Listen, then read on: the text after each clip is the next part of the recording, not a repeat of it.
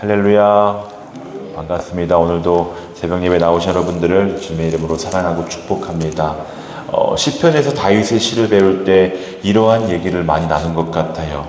이 세상에는 두 종류의 사람이 있다고 말을 하였습니다. 행복한 사람과 불행한 사람.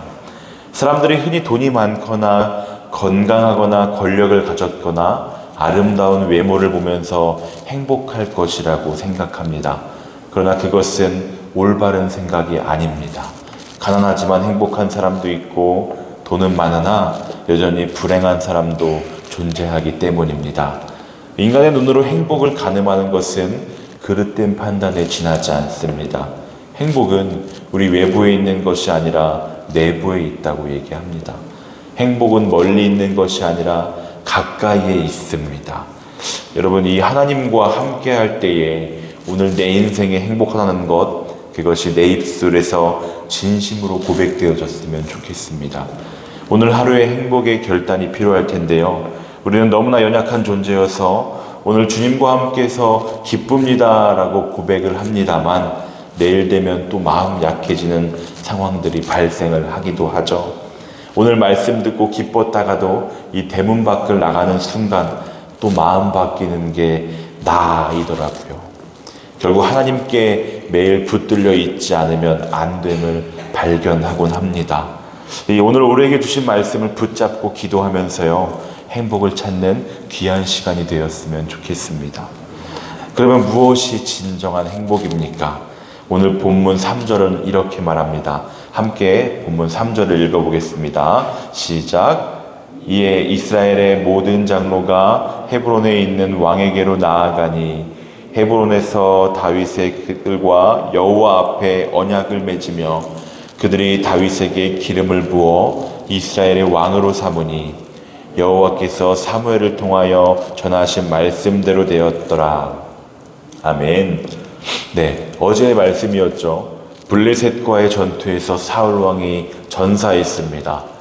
수많은 이스라엘 군사들과 백성들은 전사한 사울 왕을 뒤로 하고 다윗을 찾아오는 것이죠. 그리고 그들은 한결같이 이렇게 말합니다. 우리 1절에서 2절도 함께 읽어보겠습니다. 시작. 온 이스라엘이 헤브론에 모여 다윗을 보고 이르되 우리는 왕에 가까운 혈족이니이다. 이스라엘을 거느리고 출입하게 한 자가 왕이지었고 왕의 하나님 여호와께서도 왕에게 말씀하시기를 내가 내 백성 이스라엘의 목자가 되며 내 백성 이스라엘의 주권자가 되리라 하셨나이다 하니라. 아멘. 무슨 말이죠? 이 이스라엘 백성들과 장로들과 지도자들이 이 구름대처럼 몰려와서 자신을 왕으로 세우려는 것을 볼 때에 이 다윗이 얼마나 기분이 좋았겠습니까?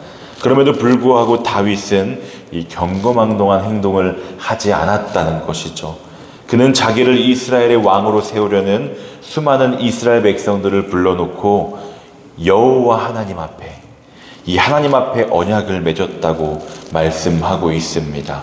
무슨 말입니까? 이 다윗은 언제나 하나님 중심의 사람이었다라는 말이겠죠.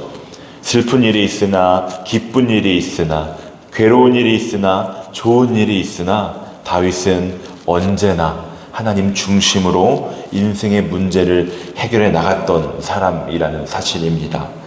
이 행복이 물질에 있다고 생각하는 사람, 행복이 권력에 있다고 생각하는 사람, 행복이 지식에 있다고 생각하는 사람은 전부 잘못된 것이죠.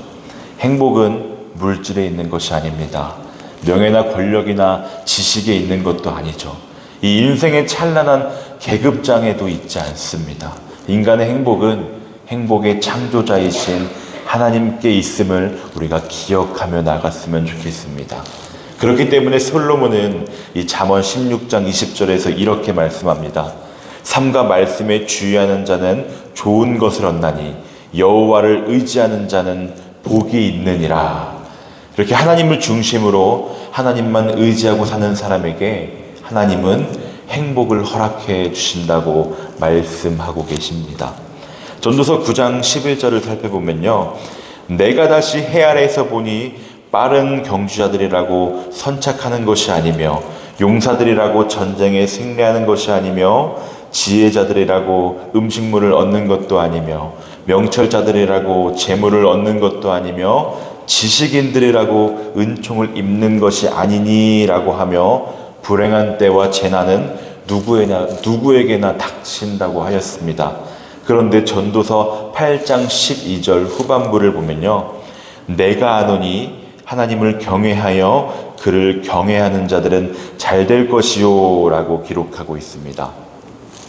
이 하나님 중심으로 하나님을 경외하는 사람은 이 우리말 성경에서는 잘 될 것이라는 것을 내가 분명히 안다 라고 기록하고 있는데요, 하나님 중심으로 사는 생활이 돈을 버는 것보다, 세상의 것을 추구하는 것보다, 그 무엇보다도 우선되어야 할 일이라는 사실을 우리는 알아야 하며 그렇게 하기를 힘써야 할 줄 믿습니다. 이 하나님을 의지하는 사람은 어느 직업을 가지고 어떤 인생의 항로를 걸어가든지 간에 하나님이 그의 인생을 보장하시고 축복해 주신다는 것입니다. 이 여호와를 의지하는 자가 복이 있나니, 이 하나님을 중심으로 살면서 돈을 의지하지 않고 명예를 의지하지 않고 이 권력을 의지하지 않고 사는 사람에게 하나님께서 복을 주시겠다고 말씀하셨습니다. 다윗은 베들레헴이라는 이스라엘의 가장 작은 시골에서 이새의 8번째 아들로 태어났습니다. 그는 광야에서 양과 더불어 어린 시절을 보냈죠. 이 어떻게 들었으실지는 하나님이 결정하시는 것입니다. 나중에는 13년 동안 이 사울 왕의 복수의 칼날, 사울 왕의 이 미움의 칼날을 피해서 죽는 것보다 못한 이런 쫓기는 신세에 처했었습니다.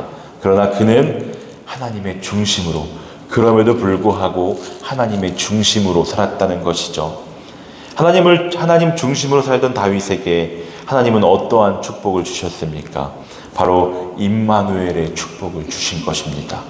하나님이 다윗과 함께 하시니라는 것입니다. 우리 9절 말씀도 한번 읽어볼까요? 시작.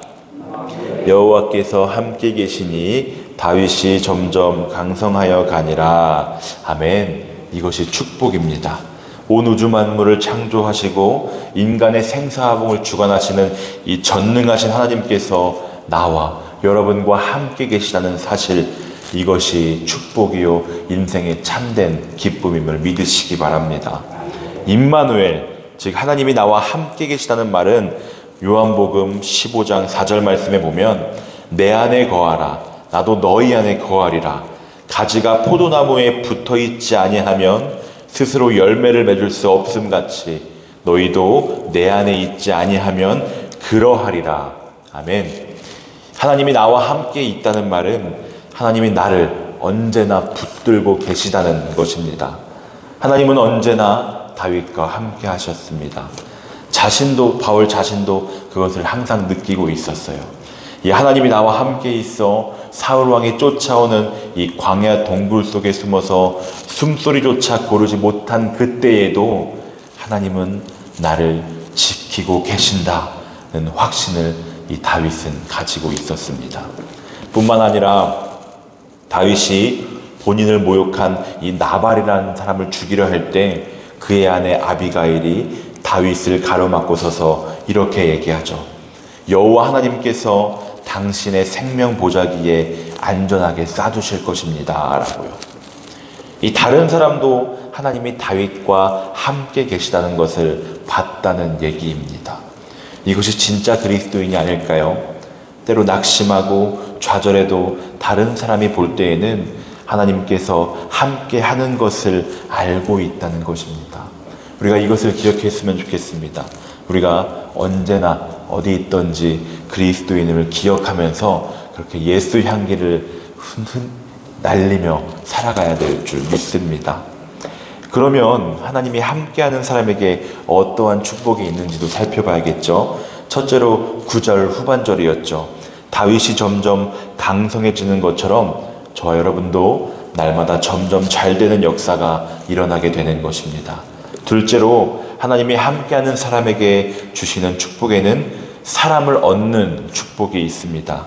오늘 본문 뒤에 나오는 10절을 보면 이 사람들이 온 이스라엘로 더불어 다윗을 힘껏 도와라고 말씀합니다.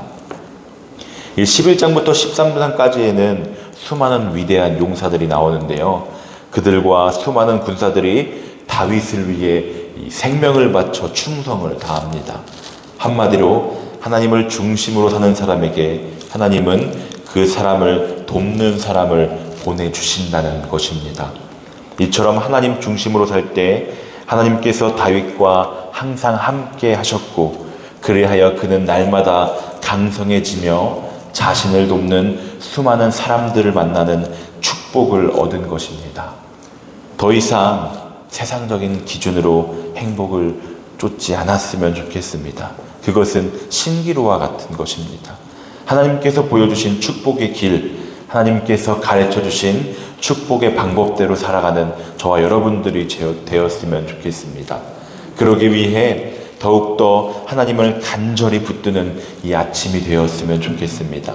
하나님, 내가 나아가야 할 방향을 알려주시옵소서.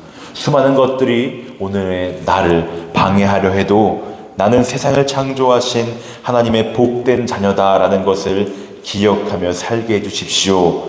이렇게 고백했으면 좋겠습니다. 그리하여 하나님께서 예비해 주신 이 놀라운 복들을 받아 누리는 여러분들이 되시기를 주님의 이름으로 축복합니다.